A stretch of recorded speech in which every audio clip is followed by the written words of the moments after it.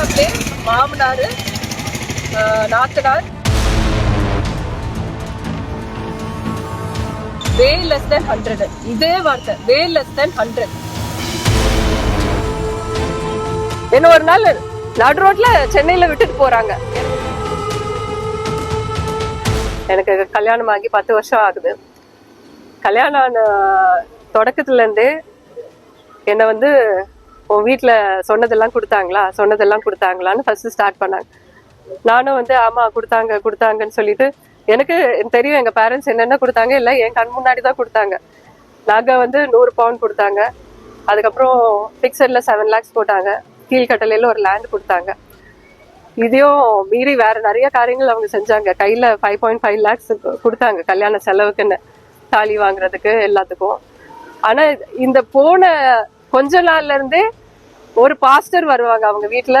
பாஸ்டர்ன்னு சொல்லிட்டு புட்டப்பன்னு சொல்லிட்டு ஒருத்தர் வருவாரு, பிரைவேட் பாஸ்டர். அந்த வீட்டுல ப்ரேயர் நடத்துவாரு. ஃபேமிலி என்னது எல்லாரையும் உட்கார வச்சு ப்ரேயர் பண்ண.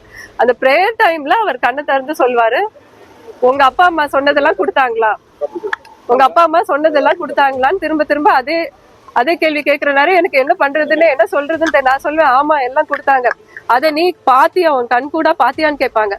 அப்பயும் சொல்ல எனக்கு தெரியும் எங்க அப்பா அம்மா கரெக்டா பண்ணாங்க, எல்லாமே நீட்டா லாஸ்ட் பவுன் வரைக்கும் பெர்ஃபெக்டா கொடுத்தாங்க. 100 பவுன் எனக்கு கொடுத்தாங்கன்னா எங்க மாமனார், அப்புறம் நாத்தனார், மாமனார் அவர் பெரிய போஸ்ட்ல அப்படி இப்படின்னு எல்லாம் சூப்பர் ஃபேமிலின்னு சொல்லுவாங்க. ஆனா அவ்வளவு கீழ்த்தரமா என்ன அவ்வளவு பேட் வேர்ட்ஸ், அபியூசிவ் லாங்குவேஜ் போட்டு எல்லாம் பேசினாங்க.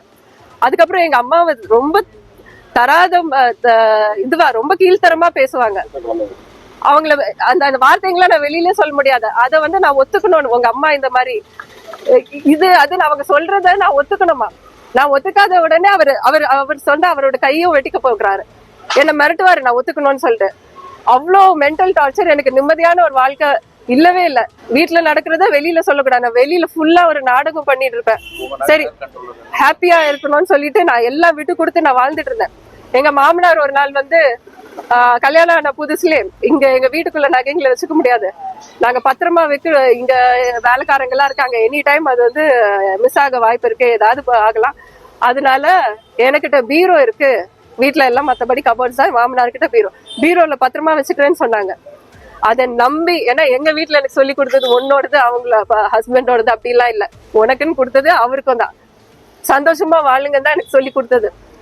அவரு மாமனார் நான் பத்திரமா வச்சுக்கிறேன்னு என்ன நம்ப வச்சாங்க. அந்த நம்பிக்கை நான் அவங்களை எல்லாம் நான் கண்மூடித்தனமா நம்பினேன். நம்பி அவர் பீரோல எடுத்து வச்சுக்கிட்டு அதுக்கப்புறம் கொஞ்ச நாள்ல சொன்னாங்க, நீ இனிமே வெளிநாட்டுக்கு போயிருவ, ஹஸ்பண்ட் குவைட்ல வேலை செய்யறதுனால வெளிநாட்டுக்கு போயிருவேன். அதனால நாங்க அன்னைக்கு லாக்கர் இருக்கு, அண்ணி இல்ல நாத்தனாருக்கு லாக்கர் இருக்கு, சோ அவங்களோட லாக்கர்ல வச்சுக்கோ, பத்திரமா இருக்கும் அப்படின்னு. சரி அதையும் நான் நம்பி அவங்ககிட்ட கொடுத்தேன். மொத்தமா அப்படியே என்னோட நகைகளை எல்லாம் எனக்கு கிஃப்டா வந்தது எல்லாம் இப்ப டோட்டலா 138 பவுன் அவங்கள்ட்ட இருக்கு. 100 பவுன் எங்க பேரண்ட்ஸ் எனக்குன்னு கொடுத்தது. அதுக்கப்புறம் எனக்கு கல்யாணத்துக்கு எங்க ரிலேட்டிவ்ஸ், சொந்தக்காரங்க, அங்கிள் ஆன்டி, கசின்ஸ் எல்லாரும் எனக்கு கல்யாணத்துக்கு கொடுத்த கிஃப்ட்ஸ். அப்புறம் 2 குழந்தைங்க பிறந்த நேரம் எங்க பேரண்ட்ஸ் எங்களுக்கு போட்டது, குழந்தைங்களுக்கு போட்டது, அவங்களுக்கு எங்க கசின்ஸ் ரிலேட்டிவ்ஸ் கொடுத்த கிஃப்ட்ஸ். இதெல்லாம் சேர்த்து இவ்வளோத்தையும் எடுத்து வச்சுட்டு நான் எவ்வளவு தடவை நான் கெஞ்சிட்டேன். கெஞ்ச வைக்கிறது அவங்களுக்கு அதுல ஒரு சந்தோஷம். கெஞ்ச வச்சு இப்பயும் நான் சென்னையில போய் கம்ப்ளைண்ட் பண்ணேன். அங்கேயும் சொன்னாங்க, நானே கார்ல குழந்தைங்களோட உன்னையும் குழந்தைங்களையும் சேர்த்து நானே கூட்டிட்டு போய் உனக்கு எல்லாம் எடுத்து தந்துருவேன், பிரச்சனையே இல்லை. நான் அன்னைக்கு குழந்தைங்க எல்லாரையும் ரெடி பண்ணிட்டு நான் ரொம்ப ஆவலா அவங்கள்ட்ட எல்லாத்தையும் சொல்லிட்டு வெயிட் பண்ணிட்டு இருக்கேன். அன்னைக்கு வரவே இல்லை, ஒரு இன்டிமேஷனும் இல்லை. நாங்க கால் பண்ற ஜஸ்ட் மெசேஜ் வருது. அப்புறம் இப்ப இங்க கேட்டா கேக்குறதுக்கு பதில் இல்லை, என்னெல்லாமோ சொல்லிட்டு இருக்காங்க.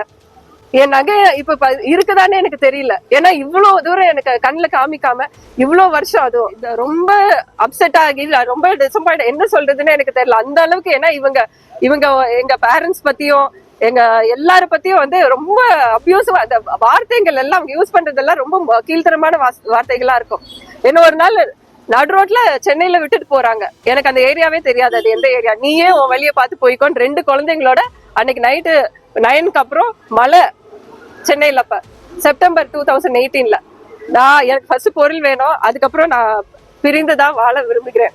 எனக்கு என்ன ஆல்ரெடி நான் பிரிஞ்சுதான் இருக்கேன். ஏன்னா குவைத்ல அவ்வளவு நகை கிடைக்காம இந்த டெய்லி இந்த இது எனக்கு ஒரு ப்ரெஷர் மாதிரி அக்யூமுலேட் ஆகிட்டே இருக்கு. எனக்கு எப்படி சமாளிக்கிறது, என் லைஃப் எப்படி சமாளிக்கிறதுன்னு தெரியாத கஷ்டத்துல இருக்கேன்.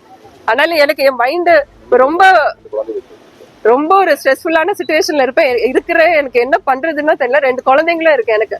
பிளே ஸ்டோர் மற்றும் ஆப் ஸ்டோரில் இருந்து பாலிமர் செயலியை QR கோடு மூலம் பதிவிறக்கம் செய்யுங்கள். செய்திகளை உடனுக்குடன் பெறுங்கள்.